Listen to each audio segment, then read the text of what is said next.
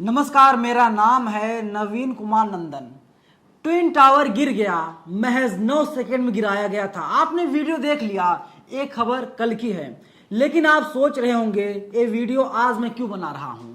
आपको दोस्तों जानना चाहिए और जानना बहुत जरूरी है। ट्विन टावर गिरा दिया गया। सुप्रीम कोर्ट के आदेश के बाद ट्विन टावर को महज 9 से 12 सेकंड के भीतर ही जमींदोज कर दिया गया। इतनी लंबी इमारत थी, 32 मंजिला, 9 सेकंड में ही वो धाराशायी हो गई। पूरी इमारत मलबे में तब्दील हो गई। लेकिन दोस्तों, बड़ा सवाल अब यही खड़ा हो रहा है।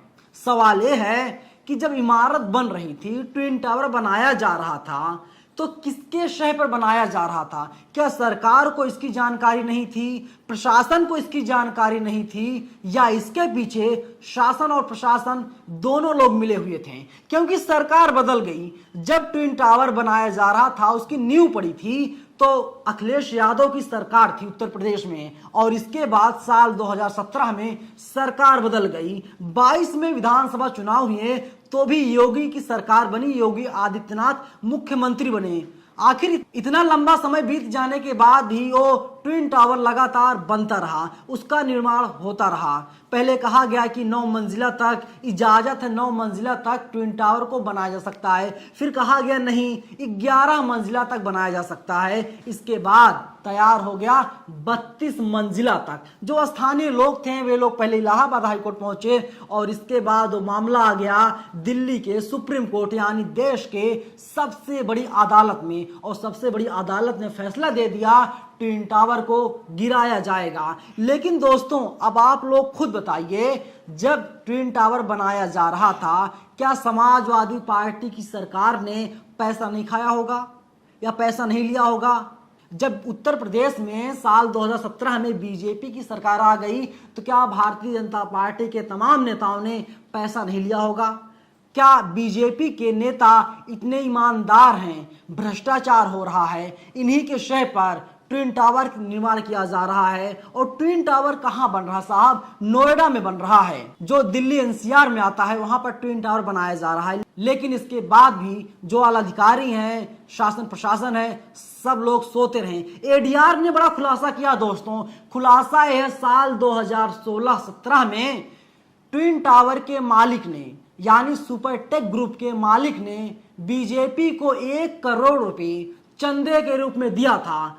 कोई चंदा क्यों देता पार्टियों को? इसलिए चंदा देता है, उनका जो काम है वो काम उसी तरीके से चलता रहे। पता नहीं उसमें क्या सही है क्या गलत है, उसमें कोई रोड़ा ना बने। इससे साफ जाहिर होता है कि भारतीय जनता पार्टी ने चंदे के रूप में 1 करोड़ रुपए लिया था, और उसके बदले में ट्विन टावर का निर्माण किया जा रहा था। देखिए, मनोज काका हैं, समाजवादी पार्टी के प्रवक्ता हैं, इन्होंने कल ही ट्वीट कर दिया था। इन्होंने लिखा था, बीजेपी को ट्विन टावर बनाने वाली कंपनी सुपरटेक लिमिटेड ने 2016-17 में 1 करोड़ रुपए चंदा दिया था। ये ऐसी एडीआर की रिपोर्ट कह रही है।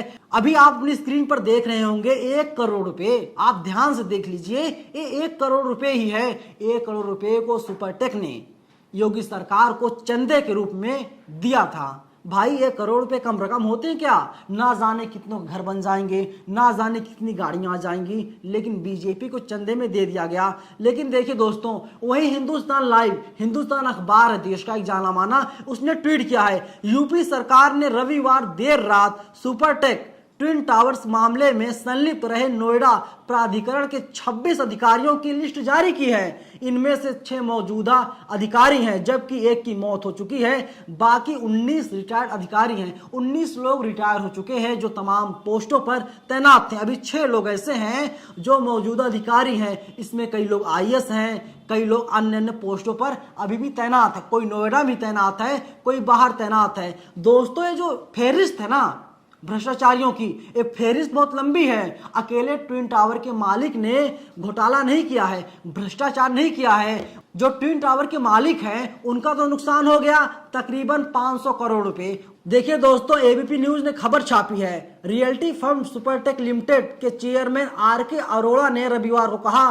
सुप्रीम कोर्ट के आदेश के बाद नोएडा स्थित ट्विन टावर इमारत को गिराए जाने से कंपनी को करीब 500 करोड़ रुपए का नुकसान हुआ है। जो चेयरमैन है अरोड़ा, उन्होंने कहा कि इस इमारत को ढाए जाने से उसके निर्माण पर आई लागत और कर्ज पर दे ब्याज के रूप में कंपनी को करीब 500 करोड़ रुपए नुकसान का अनुमान है।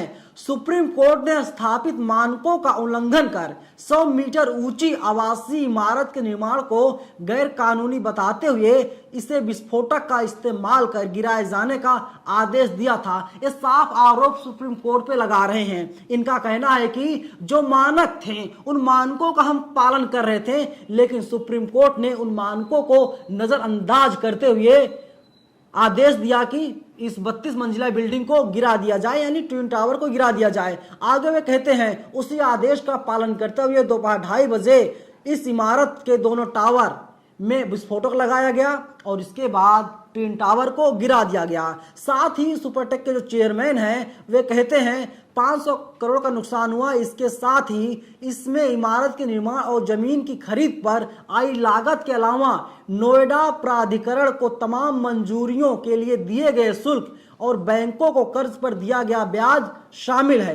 इसके अलावा हमें इन टावर में फ्लैट खरीदने वाले ग्राहकों को भी 12% की दर से ब्याज देना पड़ा है। दोस्तों, आपको जानना चाहिए ट्विन टावर को गिराने में तकरीबन 18 करोड़ रुपए खर्च हुए हैं और ट्विन टावर के मालिक से ही 18 करोड़ रुपए की वसूली की गई है। आज मलबा हटाया जा रहा है। लेकिन दोस्तों, सवाल फिर आकर के वहीं पर रुकता है। सवाल यही उठता है, जब इतने अधिकारी भ्रष्टाचार में संलिप्त थे, इतने अधिकारी भ्रष्टाचार में लिप्त थे, इन पर अब तक कार्रवाई क्यों नहीं की गई है? यूपी सरकार ने लिस्ट तो जारी कर दिया साहब। लिस्ट हम आपको दिखा रहे हैं, देखिए अपनी स्क्रीन पर। तमाम अधिकारी हैं जो अलग अलग विभागों में अलग अलग पोस्टों पर कार्यरत थे। इनके खिलाफ क्या कार्रवाई की गई? 6 अधिकारी ऐसे हैं जो अभी मौजूदा समय में कार्यरत हैं। इनके ऊपर कौन सी कार्रवाई की गई? क्या योगी आदित्यनाथ उत्तर प्रदेश के जो मुख्यमंत्री हैं वे बता पाएंगे?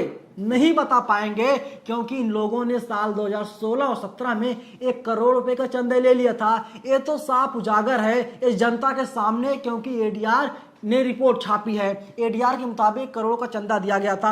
इसके अलावा टेबल के नीचे से कितने रुपए का लेन देन हो रहा था, इसकी कोई जानकारी अभी तक सामने नहीं आई है। इसीलिए हम ये भी नहीं कह सकते हैं कि सुपरटेक ने योगी आदित्यनाथ की सरकार को कितने करोड़ रुपए और दिए हैं। लेकिन सवाल वही है दोस्तों, मैं दोबारा से पूछ रहा हूं सवाल योगी आदित्यनाथ जी से कि बताइए 1 करोड़ रुपए का चंदा आप लोगों ने किस लिए लिया था? इसीलिए लिया था पार्टी में मजबूती आएगी, पार्टी में जान आएगी, और जो लोग आपके सहयोगी हैं, जो लोग गलत काम कर रहे हैं, जो लोग अवैध काम कर रहे हैं, उन लोगों को बढ़ावा मिलेगा। देखिए दोस्तों, एडीआर के मुताबिक बीजेपी को 720 करोड़ रुपए मिले हैं, यानी 7 अरब 20 करोड़ रुपए चंदे में मिले हैं। ये चंदा कौन से लोग देते हैं?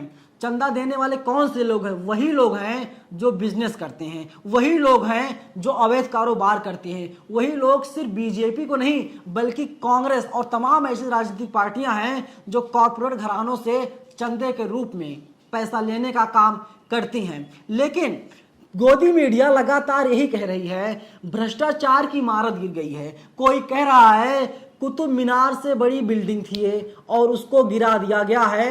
ये समझ लीजिए कि भ्रष्टाचार कितनी लंबी चौड़ी 32 मंजिला इमारत थी, उसे सुप्रीम कोर्ट के आदेश के बाद गिरा दिया गया।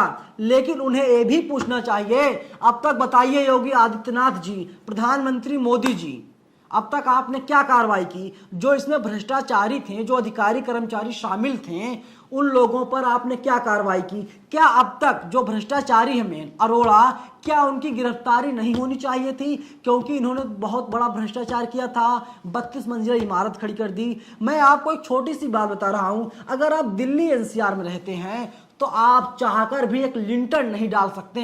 अगर आप लिंटर डालेंगे साहब तो आपके घर पर पुलिस आ जाएगी, आपके घर पर नगर निगम की टीम आ जाएगी, और जब तक आप लोग उस नगर निगम की टीम को कुछ चंदे के रूप में खिलाएंगे पिलाएंगे नहीं, कुछ दान दक्षिणा नहीं देंगे, तब तक वे लोग आपके घर से नहीं जाएंगे। और तब वे लोग आपके घर से जाएंगे जब आप उनके साथ, हो सकता है थाने तक जाएं, हो सकता है जेल तक जाएं, या आपके खिलाफ कोई ना कोई कानूनी कार्रवाई कर दी जाएगी। और इतना बड़ा मामला था, भ्रष्टाचार का मामला था, लेकिन किसी के ऊपर कोई कार्रवाई नहीं की गई है। दोस्तों, आप लोगों की क्या प्रतिक्रिया है? आप लोग अपनी राय हमें कमेंट बॉक्स में जरूर बताइएगा। शुक्रिया। नेशनल दस्तक की आपसे गुजारिश है कि अगर इसको बचाना चाहते हैं तो नेशनल दस्तक को सब्सक्राइब करने के लिए रेड कलर के सब्सक्राइब बटन को दबाएं, फिर बेल आइकन की घंटी दबाएं। नेशनल दस्तक को बचाने के लिए बहुत जरूरी है कि हर खबर को शेयर करें, लाइक करें, कमेंट जरूर करें।